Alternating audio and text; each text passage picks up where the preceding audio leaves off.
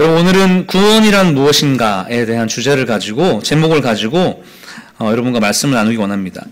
여러분, 구원이 무엇이라고 여러분 스스로 정의하고 계세요? 구원. 10원보다 작은 거 이런 거? 죄송합니다. 네. 안 먹히죠? 예. 작년 예배 때는 먹히는데 이런 게 청년들은 냉정하더라고요. 예. 그렇죠? 여러분, 구원이란 무엇인가? 우리가 어떻게 보면 지식적으로 어렴풋하게 떠오르는 말씀도 한 가지 있고, 아니 오늘 말씀일 수도 있고, 언제 들었던 말씀일 수도 있고, 아니 언제 배웠던 성경 공부일 수도 있고, 구원에 대한 정리는 우리 가운데 이미 끝났다라고 생각되어질 수 있습니다. 그런데 돌려서 질문해보죠. 여러분, 그러면 구원이란 무엇인지를 정확하게 알고 있다면 구원받은 자로서의 삶을 제대로 살고 있습니까? 온전히 살고 있습니까? 그 구원이란 무엇인가에 대한 정의대로 우리 안에 구원이 정확하게 정리되어 있고 새겨져 있습니까? 그렇게 삶을 살고 있습니까? 여러분, 이 질문 앞에서는 우리가 사실은 냉정하게 우리의 모습을 살펴볼 때 부족함 투성이죠. 오늘은 우리가 알고 있는 내용일 수 있지만 본질적인 구원에 대한 내용을 말씀과 여러 학자들의 이야기들을 살펴서 우리가 나누어 볼 예정입니다. 그래서 내가 알고 있는 것과 좀 다르지 않나 점검해보고, 내가 잘 알고 있는데 내가 왜 잘 믿지 못하는가를 여러분 체크하고 정리하면서 정말 구원받은 자로서의 삶, 엄청나게 파워풀하거든요. 다이나믹하거든요. 살아있고 생동력이 있거든요. 구원받은 자라는 그런 삶으로 여러분이 도전하면 좋을 것 같고, 구원이란 문제만으로 그치지 않고 오늘은 성찬주일이어서 성찬이란 어떤 의미인가, 이런 것을 좀, 사실 성찬은 우리 리더 모임 시간에 금요일 날 살짝 해봤는데요, 잘 정리되어 있지 않은 것이 많더라고요. 그래서 여러분들이 성찬은 좀 약간 생소할 수 있으니까 이런 부분들은 오늘 말씀이나 이런 내용들을 통해서 잘 정리하면 좋을 것 같습니다. 우리가 구원을 이야기하기 전에 먼저 가장 중요한 게 뭐냐 하면, 현재 지금의 우리의 상태가 어떠한지를 객관적으로 면밀하게 살펴보는 것이 구원이 무엇인가를 명확하게 아는 것의 핵심입니다. 여러분, 우리가 지금 살아가고 있는 세상, 우리의 마음 어떻습니까? 풍족하고 넉넉하고 아무 문제 없고 행복하고 그렇나요? 그렇지 않죠. 여러분, 우리의 삶을 그냥 탁 표현하자면 이 말도 지금 끝났다 그러더라고요. 3포 세대? 그렇죠. 세 가지를 포기하는 거, 뭐 직장, 결혼, 출산하는 거 포기하는 거. 근데 여러분, 요즘 세대는 3포 세대를 넘어서 몇 포 세대예요? 뭐라고요? 7포, 아니, 여러분, 예전 사람이군요. 네. 예전 사람이면서 7포는 이미 끝났어요, 여러분. 지금 여러분 9포 세대까지 왔습니다. 뭔지 알아요? 연애, 결혼, 출산, 집, 인간관계, 꿈, 희망, 건강, 마지막 뭐요? 외모. 9포 세대 여러분 살고, 그러니까 이거를 다 종합하면 뭐예요? 그냥 아무것도 없는 거예요. nothing. 아무것도 없는 삶이 지금 우리가 살고 있는 한국인뿐만 아니라, 한국인이 이제 뭐 8포, 9포, 7포 얘기했지만 결국은 모든 이 세상의 사람들을 살펴보자면 이 9포 세대를 넘어서는 거죠. 제가 이 뭐 3포 세대 쳐보니까 3포 세대 이미 지났다 그래서 7포 세대 쳐봤는데, 검색해봤는데 그것도 지나서 8포, 9포를 해봤는데 지금은 어디까지 가는 줄 알아요? 10포까지 가는데, 그 10포가 뭔 줄 알아요? 전 이제 누군가 만드는 얘기겠지만 마지막 단계인 10포가 무언지를 발견한 다음에 너무 큰 충격에 빠졌어요. 여러분, 마지막 10포는 뭔 줄 알아요? 생명. 다 안 되는 거예요. 이런 거 저런 거 뭐 연애, 결혼 할 수 없고 마지막 포기하는 게 뭐예요? 자신의 생명까지 포기하는 세대가 지금 이 시대라는 거죠. 이 시대에 우리가 살아가고 있는 삶의 현실이라는 거죠. 왜 이렇게 됐을까요? 왜 이렇게 부족과 결핍과 포기만이 난무하는 시대에 우리가 살고 있는 것일까요? 우리의 삶에 여러분, 이런 실질적인 고통과 어려움이 왜 이렇게 한국뿐만 아니라 전 세계, 여러분 그냥 눈을 들어서 우리가 월드비전이나 이런 것을 통해서 보자면 아프리카 제3세계에 살고 있는 수많은 아이들이, 그렇죠, 전쟁과 기근으로 굶고 전쟁을 통해서 죽어가고 있습니다. 병들어가고 있습니다. 고통을 당하고 있어요. 왜 이런 고통과 어려움과 결핍과 포기가 난무하는 시대가 되었을까요? 우리는 이것 앞에 냉정한 부분을 냉정하게 이 현실에 대해서, 현상에 대해서 살펴볼 수 있어야 됩니다. 여러분, 질병에 걸리면 그 증상으로 그 질병이 어떠한지를 알고 있습니다. 여러분, 감기 걸리면 어떻게 되죠? 기침 나고 콧물 나고 있죠. 여러분, 이 시대 가운데 이러한 어떤 죽음과 고통과 아픔이 왜 생겨납니까? 어떤 질병이 이 세상 가운데 걸려 있는 것이죠. 그냥 우리가 알 수 있는 표면적인 이야기를 하자면, 여러분, 우리가 70년, 80년, 90년, 100살까지 산 다음에 그 다음에 우리를 기다리고 있는 것은 무엇입니까? 죽음이죠. 그 전에 어떤 일이 있습니까? 질병이죠. 뭐 암 걸리고 여러 가지 고통 가운데 있다가 죽거나 사고가 일어나서 죽거나 누군가에게 어떤 일을 당해서 변고를 당해서 죽음에 이르는 것이 인간의 결과물입니다. 이 시대가 나타내는 방향이 결국은 죽음이에요. 왜 그럴까요? 왜 누군가 모두가 알 수 있는 이 죽음이 우리 앞에 놓여 있는 것일까요? 성경에서는 이 죽음에 대해서 명확하게 이야기하고 있습니다. 무엇 때문에 이러한 3포, 7포, 9포, 10포, 그렇죠?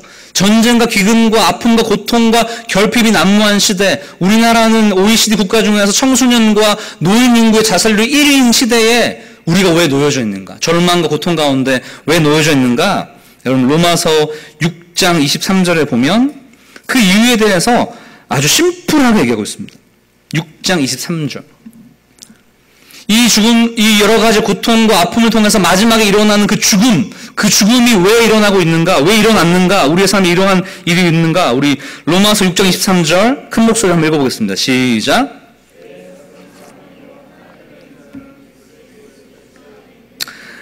여러분, 우리가 사망에 이르는 것이 무엇 때문이라고 이 6장 23절 처음에 얘기하고 있습니까? 죄의 문제이죠. 죄의 문제 때문에 3포와 7포와 8포, 9포, 10포 생명을 잃어버리고 전쟁과 기근과 고통 가운데 있고 결국은 그 사람들이 고통을 받으면서 죽음에 이르는 것이죠. 물리적인 죽음, 영적인 죽음, 심리적인 죽음에 이르는 것이죠. 우리는 구원의 문제에 대해 이야기하기 전에 지금 우리 안에 일어나고 있는 실질적인 삶, 죄악의 삶을 이야기하면서 그럼 죄가 무엇인가를 정리하지 않으면 구원에 대해서 명확하게 알 수는 없는 것이죠. 여러분, 죄는 무엇입니까? 여러분이 알고 있는 죄, 이 일주일 동안 지은 죄 뭐 있어요? 거짓말 했어요? 난 안 한 것 같은데, 이번 주는. 네. 이번 주는 안 한 것 같아요. 여러분, 남을 욕한 적 있어요? 있어요? 말 안 한 거 보니까 많이 있나 보다. 돈 뺏은 거 있어요, 여러분? 그런 거 없죠? 남에 대해 새꼬지 하거나 아프게 하거나 상처 준 거 있어요? 아니면 아까 제가 말씀드렸지만 지금 이 사회가 경쟁 사회가 된 이유도 죄악 때문인데 뭔가를 결핍된 상황에서 뭔가를 얻기 위해서 여러분 그 경쟁 사회에서 누군가를 짓밟고 무너뜨려야지 내가 사실은 더 높은 위치에 오르는 거죠. 여러분 면밀하게 생각해 보면 우리 삶에 일어나고 있는 모든 일들이 죄악의 모습이죠. 죄악의 형태이죠. 죄악의 모양이죠. 근데 중요한 게 뭐냐 그러면 죄악의 모양으로 여러 가지 일들이 우리 가운데 다툼과 시기, 미움, 질투, 고통의 연속이 일어나는데 중요한 것은 죄의 모양, 결과물은 아는데 이 죄의 본질적인 의미가 또 죄가 어떻게 일어나는지에 대한 것을 우리가 명확하게 정리하고 있지 않다는 것입니다. 내가 다른 사람 미워하고 싫어하고 경쟁하고 그 사람을 억누르려고 하는 내 심리, 나를 욕하는 사람에 대해서 나도 욕하고자 하는 나의 마음, 그것으로 인해서 우리 사회가 세상이 구성되어서 죄악과 어둠에 빠져있는 이 상태가 현상이 죄악의 현상인 것을 알고 있는데 중요한 것은 왜 죄의 문제가 발생했는지에 대해서 정확하게 알고 있지 않다는 것입니다. 여러분 죄의 본질은 성경에서 말하기는 하나님에 대한 인간의 올바르지 않은 태도에 기인하는 것입니다. 여러분 인간은 하나님께서 만드신 피조물이에요. 하나님은 창조주이시고 하나님이 인간을 만드셨을 때 어떻게 만들었냐 그러면 하나님을 의존하게 만들었습니다. 하나님을 신뢰하게 만들었어요. 그래서 하나님을 의존하고 주님께 순종하고 충성하고 그의 말씀을 따름을 통해서 우리는 하나님이 가지고 계신 무한한 영적인 자원 또 물질적인 자원 모든 것을 누리는 풍족함 가운데 살게 되었습니다. 그런데 인간이 자기 스스로가 하나님이 되고자 하는 마음 사단에게 속았죠. 사단에게 속아서 자신이 하나님이 되어서 하나님 중심이 아니라 인간 중심으로 내 모든 삶을 바꾸고 싶은 욕망에 사로잡힌 것이죠. 그래서 하나님을 떠났습니다. 그러면서 우리 가운데 죄라는 것이 들어온 것이죠. 죄의 본질은 하나님과의 올바른 관계가 파괴된 것이죠. 왜냐하면 우리는 하나님의 말씀을 들음을 통하여서 우리는 하나님의 백성이 되고 하나님은 우리의 하나님, 왕, 주인이 됨을 통하여서 하나님이 주시는 풍요로움을 통해서 우리는 넉넉하게 이 땅을 충분하게 살아갈 수 있었습니다. 그런데 그 관계 우리 스스로가 끊고 우리 스스로가 왕이 되고 주인이 되고 우리 스스로가 무언가를 만들어내고 풍요로움을 생산해낼 수 있다는 사단이 주는 착각 가운데 죄악 가운데 빠지게 되는 것이죠. 죄란 자기 뜻대로 살고자 하여서 하나님께 대항하여서 자기 자신을 주장하고 독립선언하는 것이에요. 무한한 자원에 보고되신 하나님과의 관계를 단절하여서 제한된 자원 안에 갇혀있는 존재입니다. 상태입니다. 제한된 힘, 제한된 지혜, 제한된 사랑을 가지고 이 땅을 살아가는 것이 죄의 본질이죠. 그래서 인간이 어떻게 됩니까? 이렇게 하나님을 떠나서 제한된 존재이기 때문에 늙고 병들고 죽는 것이에요. 지혜가 제한되어 있기 때문에 앞날을 어떻게 될지 알지 모르기 때문에 항상 불안하고 초조하고 두렵고 떨리는 것입니다. 우리 안에서 무언가를 해결하고 우리의 능력으로 내가 하나님이 되어서 내 삶의 주인인 것처럼 행세하려고 할 때 우리가 나타나는 것은 결핍과 두려움과 고통인 것이죠. 이 내용은 창세기 3장에 굉장히 자세하게 나와 있습니다. 우리 가운데 하나님 중심에서 인간 중심으로 바뀌게 되고 하나님과의 관계가 깨어졌을 때 나타나는 것이 결핍과 고통과 아픔이죠. 인간은 본능적으로 알아요. 이 땅의 자원이 기회가 유한하다는 것을 알고 있습니다. 하나님으로부터 떨어져 나온 인간은 어떻게 보면 어린아이, 유치원생이 혼자 독립하겠다고 얘기한 거 똑같아요. 아무것도 자기 스스로 할 수 없는데 엄마, 아빠, 나 오늘부터 독립할 거야. 유치원생이 밖으로 나온 거예요. 어떻게 됩니까? 아무것도 할 수 없죠. 상처와 아픔투성이죠. 자기 스스로 무언가를 만들어낼 수 없죠. 유치원생을 무시하는 건 아닙니다. 본질적으로 봤을 때 그렇다는 것을 비유하는 것이죠. 아무런 능력이 없는 존재가 능력이 있는 것처럼 행세했을 때 자신 안에 있는 유한한 것을 발견하죠. 본능적으로 알아요. 아, 기회가 많지 않구나. 자원은 한계가 있구나. 그러면서 우리 가운데 어떤 일이 일어납니까? 다른 사람의 것을 빼앗아야지. 다른 사람의 것을 가져와야지라고 하면서 좋은 말로는 경쟁이고 본질적인 마음으로는 전쟁과 파멸과 서로를 깨트리는 역사가 인간 전체 역사의 대부분의 이야기입니다. 전쟁과 사육을 통하여서 자기 스스로가 풍요롭게 되는 것, 남이 어떻게 되든지 말든지 아무런 상관이 없는 상황이 이 땅에서 삶이죠. 여러분 냉정하게 여러분 현실적으로 말해볼까요? 여러분 취업 잘 하기 위해서 어떻게 해야 됩니까? 물론 스펙을 쌓고 여러 가지 우리가 노력을 해야 되고 면접 준비도 해야겠지만 결국은 내가 경쟁하고 있는 사람보다 훨씬 더 강해져야 되는 것이죠. 돈을 많이 벌기 위해서 어떻게 돼야 됩니까? 결과론 좋은 것은 나랑 경쟁하고 있는 회사, 그 어떤 사람들이 무너져야지 내가 더 많은 것을 가지는 것이 이 땅에 유한한 것을 통하여서 얻게 되는 죄악과 고통 가운데 있는 삶인 것이죠. 죽음과 진배 없는 삶, 이것이 죄에 빠진 인간 삶의 결과입니다. 아무런 희망이 없이 죽음을 향해 달려가는 폭주 기관차와 같은 것이 우리의 삶인 것이죠. 하나님을 떠난 인간은 결국은 모두가 파멸하고 모두가 깨트려지는 것밖에 남지 않은 세상인 것입니다. 여러분 주변을 돌아보세요. 사실 교회를 다닌다고 하지만 우리 가운데 얼마나 수많은 결핍과 두려움과 걱정과 염려가 있습니까? 기도할 때는 괜찮은 것 같고 예배할 때는 괜찮은 것 같은데 삶의 현장으로 들어갔을 때, 직장 현장으로 들어갔을 때 여러분 얼마나 두렵고 떨립니까? 내가 혹시나 직장에서 잘리면 어떡하지? 아, 나 건강상의 문제가 있으면 어떡하지? 결혼 못하면 어떡하지? 아니에요. 그래요? 여러분 이러한 결핍들이 우리를 두렵게 만들고 떨리게 만들죠. 왜냐하면 우리 가운데 죄의 본성을 가지고 있기 때문에 하나님을 의존하고 하나님을 완전하게 순종하는 것을 상실해버렸기 때문이죠. 그럼 그렇다면 구원이란 무엇입니까? 저랑 따라해보세요. 파괴된 관계를 회복하는 것이다. 다시 한번 깨어진 언약을 갱신하는 것이다. 여러분, 파괴된 관계, 깨어진 언약이 무엇입니까? 하나님이 내 말을, 내가 말한 그대로 너희가 듣고 순종하면 너희는 내 백성이 되고 나는 너의 하나님이 되어서 너의 모든 것을 책임질 거야 라고 얘기했는데, 인간은 그렇지 않았죠. 제가 알아서 할게요. 독립할게요. 제 마음대로 살게요. 떠났어요. 깨어졌죠. 하나님이 더 이상 우리 인생을 책임지지 않기 때문에 우리는 계속 경쟁하고 전쟁하고 사륙하면서 우리의 것들을 찾기 위해서 동분선주하죠. 먹이를 찾아 산깃을 헤매이는 하이에나처럼 이 땅에 서로가 그런 모습 가운데 존재하는 것이죠. 구원은 무엇입니까? 그러한 깨어진 하나님과의 관계를 회복하여서 하나님으로부터 주어지는 풍성한 충만한 은혜, 원래 주어졌던 그것을, 그 자원들을, 그 풍요로움들을 회복하는 것이죠. 원래 있었던 그 언약, 깨진 언약들을 다시 회복하여서 우리가 하나님의 백성이 되고 하나님이 우리 하나님이 되시는 것, 우리 왕 되시는 것을 회복하는 것이 구원인 것입니다.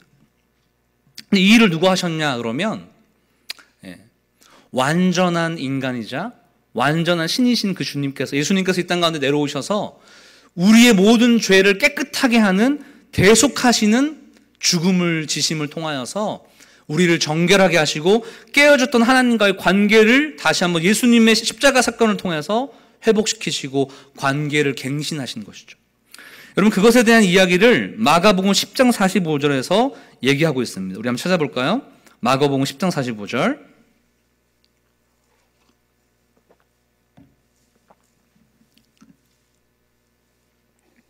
마가복음 10장 45절 우리 한번 읽어보겠습니다. 시작.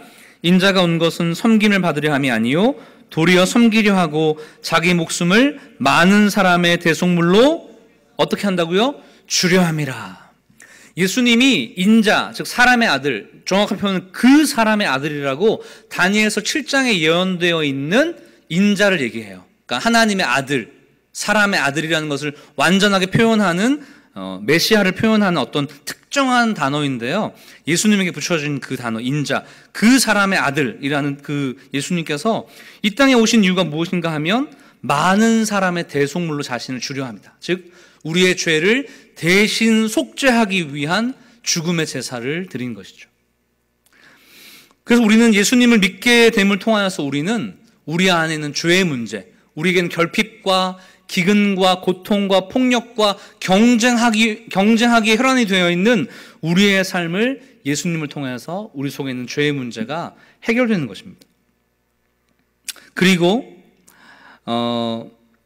이 예수님께서 이 땅 가운데 당신이 메시아이고 이사야서 53장에 말하는 것처럼 내가 모든 질고를 지고 십자가를 지고 너희를 깨끗하게 할 존재라는 것을 계속적으로 이 땅 가운데 예수님이 계셨을 때 말씀하셨는데 그 말씀이 이루어진 것을 증거하는 것이 바로 부활을 통해서 일어나는 것이죠. 예수님이 실제 부활함을 통해서 예수님이 말씀하신 모든 내용이 실제하였다는 것을 확증하는 것이죠. 예수님의 부활 자체를 통하여서 우리는 예수님이 말씀하신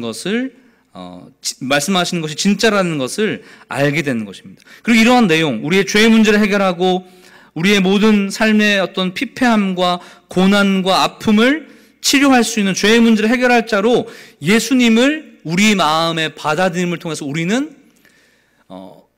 창조 때 일어났던 죄의 문제, 타락의 문제부터 이어져 나오는 수천 년의 굴곡과 고난의 역사를 깨트릴 수 있는 거죠. 다시 새로운 언약과 새로운 약속과 새로운 관계로 주님 앞에 나아갈 수 있는 것입니다. 그것을 말하는 것, 그 예수님을 믿음으로 구원자로 받아들이는 것이 구원이라고 얘기하는 것이 오늘 말씀의 내용이죠. 우리 한 번 더 10장 9절 10절 말씀까지 이 두 개만 한번 읽어보겠습니다. 우리 10장 9절 10절 로마서 10장 9절 10절 말씀 읽어보겠습니다. 시작. 만일 내 입으로 예수를 주로 시인하며 또 하나님께서 그를 죽은 자 가운데서 살리신 것을 내 마음에 믿으면 구원을 받으리니 사람이 마음으로 믿어 의에 이르고 입으로 시인하여 구원을 이룬다. 예. 여러분 지금까지 죄의 상태, 우리의 상태, 현재 상태를 이야기했고 이 일어난 일이 결국은 죄 때문에 일어나는 것을 얘기했고 이 죄의 문제를 해결할 수 있는 분이 오직 우리의 모든 죄를 담당하시는 완전한 인성과 신성을 가지신 예수 그리스도 메시아라는 것을 이야기했습니다. 중요한 것은 다음 문제예요. 이것을 우리 마음에 받아들이느냐 받아들이지 않느냐. 마음으로 믿어 의에 이르고 입으로 시인하여 구원에 이른다. 여러분, 이것은 물론 하나님 편에서는 하나님께서 은혜를 주셔서 여러분 가운데 그 믿음을 허락하시는 것이죠. 하지만 인간 편에서 할 수 있는 것은 나의 노력과 나의 의지와 나의 결심과 나의 열정이 매우 중요하게 작용합니다. 하나님 알아서 하세요. 하나님이 나를 구원하신 것을 예정하였다면 알아서 하세요 라는 것이 아니라 우리는 너무나 기뻤고 두렵고 떨리는 마음으로 예수님을 영접하고 기대하는 마음으로 환영하는 마음으로 이 복음의 진리를 받아들이는 자신의 열정과 의지와 노력이 필요하다는 것입니다. 여러분, 지금까지 이런저런 내용 많이 들었죠? 한번 점검해 볼까요? 여러분의 마음에 이 지금의 내용들을 잘 알고 있습니까? 제가 말한 내용들. 두 번째, 여러분 그 내용들을 여러분의 마음에 진짜 믿고 있습니까? 마음으로 믿고 입으로 시인할 정도로, 내가 정말 마음으로 받아들이고 내 삶으로 고백할 정도로 여러분 확신하고 여러분 마음속에 삶 속에 그 믿음이 존재합니까? 네. 그게 중요해요. 아는 것이 중요한 것이 아니라 그 아는 것을 나의 것으로 가져오는 것이 중요합니다. 제가 여러분에게 부탁드리고 싶은 것은 오늘 한 10분 후에 말씀이 맞춰질 텐데 설교가 맞춰진 다음에 여러분 가운데 이런 내용이 정확하게 마음에 믿어지지 않는 사람이 있다면 여러분 꼭 힘을 내서 기도하셔야 돼요.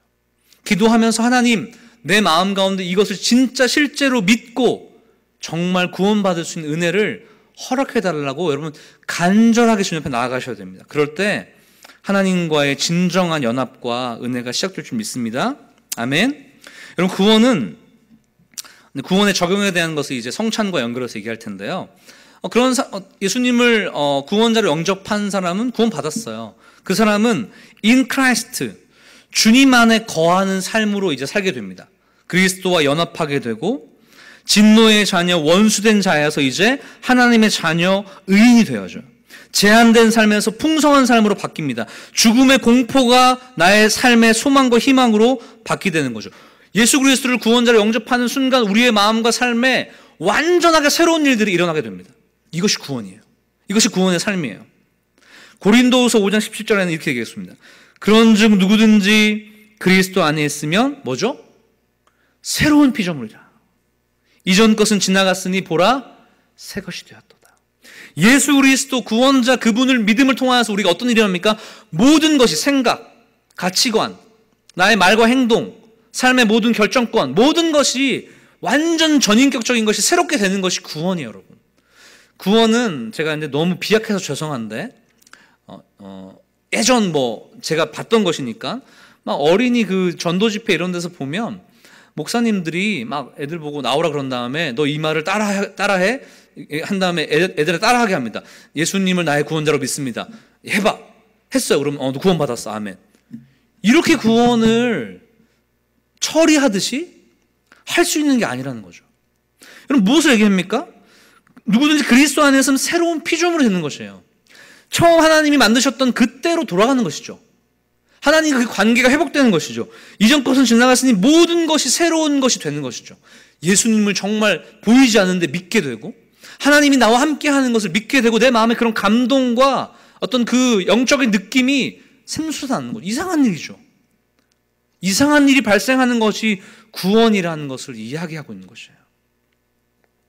여러분 이렇게 예수님을 통해서 완전하게 새롭게 되는 것, 그래서 예전에 있었던 하나님과 맺었던 하나님과 내가 하나님의 자녀가 되었던 그 언약 관계, 하나님의 말씀을 들으면 순종하면 충성하면 하나님을 의지하고 신뢰하면 하나님이 나의 하나님이 되고 내가 하나님의 백성이 되는 자녀가 되는 이 언약이 갱신되는데 이것을 바로 새 언약이라고 얘기합니다. 새 언약. 여러분 이 새 언약은 이사야서 42장 6전에 수천 년 전에 이미 하나님께서 말씀하시고 예언한 내용이에요. 우리 한번 읽어볼까요? 이사야서 42장 6절 말씀. 이사야서 42장 6절 말씀 우리 한번 찾아서 읽어보겠습니다. 42장 6절 말씀. 이 42장에 이제 한 절만 읽었는데 전반적인 내용이 이스라엘 백성들, 우리들 포함해서죠. 하나님의 자녀들을 이제 징계하신 다음에, 고통받게 하신 다음에 다시 그들을 회복하실 거라는 이야기를 하실 때 주어진 말씀이에요. 우리 42장 6절 말씀 읽어보겠습니다. 준비 시작. 여호와가 의로 너를 불렀은즉 내가 내 손을 잡아 너를 보호하며 너를 세워 백성의 언약과 이방의 빛이 되게 하리니. 그 전에 이스라엘 백성은 다 무너졌어요. 포로 잡혔어요. 아무 희망이 없었어요. 지금 우리의 상태와 같죠. 절망과 전쟁과 기근과 고통 가운데 처해 있는데 하나님께서 회복을 약속하시면서 뭐라고 얘기하셨느냐 그러면 이들 가운데 새 언약을 주겠다, 새로운 빛을 증거하게 하겠다라고 말씀하시는 것입니다. 예수님을 통하여서 새 언약, 새로운 언약을 맺으면서 그들과 내가 백성과 하나님과 백성의 관계, 아버지와 자녀의 관계 되겠다고 얘기하죠. 근데 여러분, 이 얘기를, 동일한 얘기를 히브리서 9장 15절에 또 얘기하고 있어요. 우리 히브리서 9장 15절 말씀 가보겠습니다. 히브리서는 구약성경 좀 마지막 부분이 있어요. 구약성경 362페이지 정도에 있습니다. 9장 15절 말씀.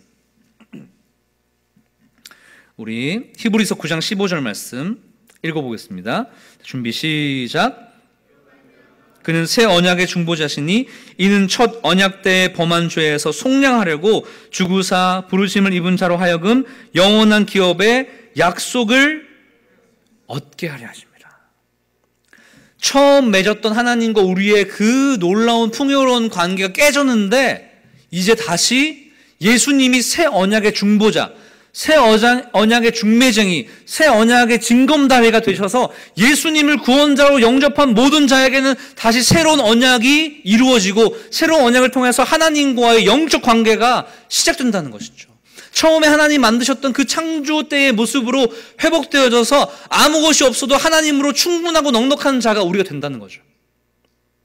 9포, 10포 세대, 마지막 생명까지 포기하는 시대에 사는 우리에게 예수님을 통해서 하나님 우리 가운데 가득 채워지고 그것을 통해서 우리는 어떻게 됩니까? 아무것도 없는 것 같은데 풍요로워요. 두렵지 않아요. 떨리지 않아요. 무섭지 않아요. 9개, 10가지가 없어도. 왜냐하면 하나님이 우리의 그 모든 것을 채울 수 있는 놀라운 창조주 하나님이라는 것을 예수 그리스도의 구원을 통해서 인식하게 돼요. 영적으로 새로운 마음이 들거든요. 그것이 구원이라는 것입니다. 여러분, 그런데 오늘 성찬과 연결시켜서 이야기하는 게 뭐냐 그러면, 여러분, 이 성찬이 바로 새 언약, 즉 지금까지 우리가 얘기했던 구원과 연결돼요.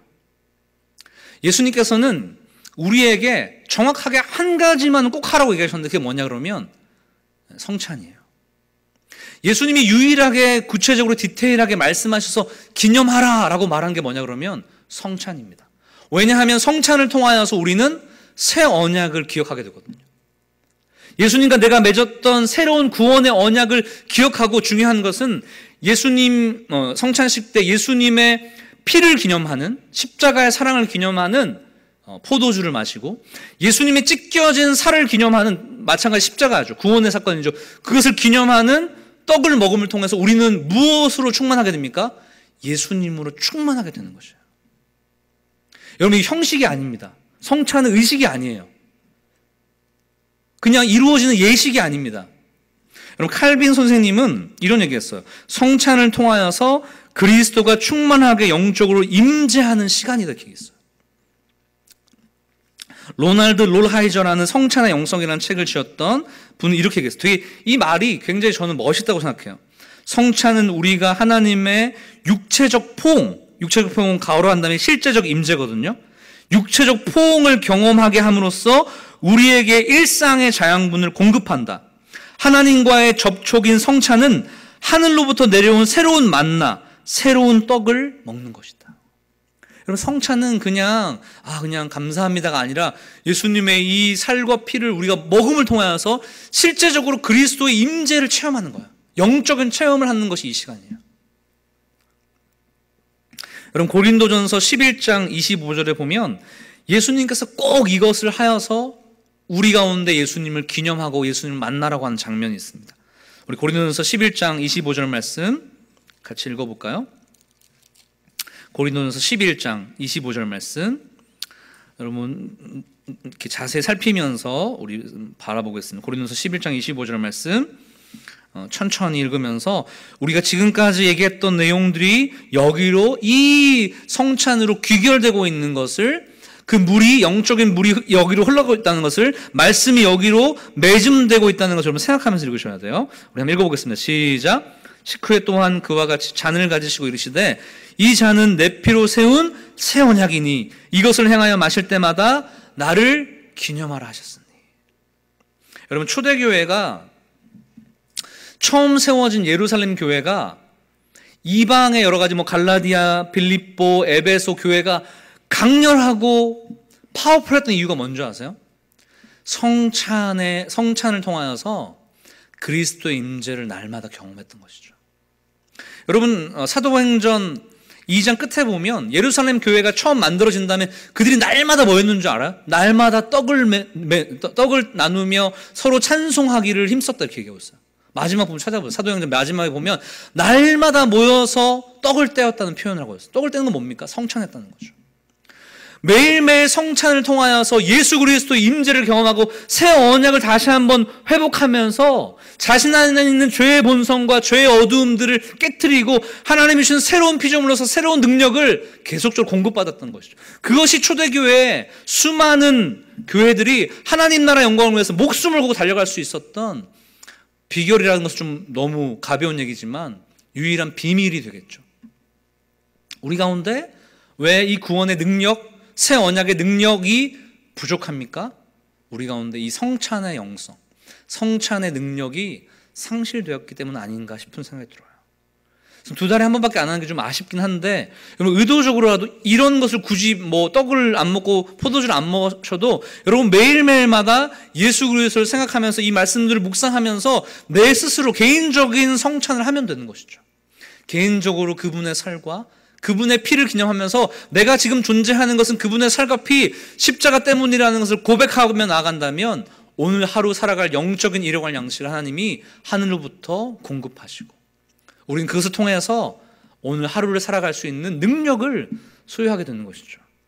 여러분 가운데 매일매일의 성찬을 통하여서 매일매일의 새 언약을 기억하여서 매일매일 예수 그리스도의 십자가 사건을 기억하면서 매일매일 가운데 예수님으로 풍족해지고 예수님으로 가득해지는 여러분의 귀한 삶이 되기를 주님의 이름으로 축복합니다.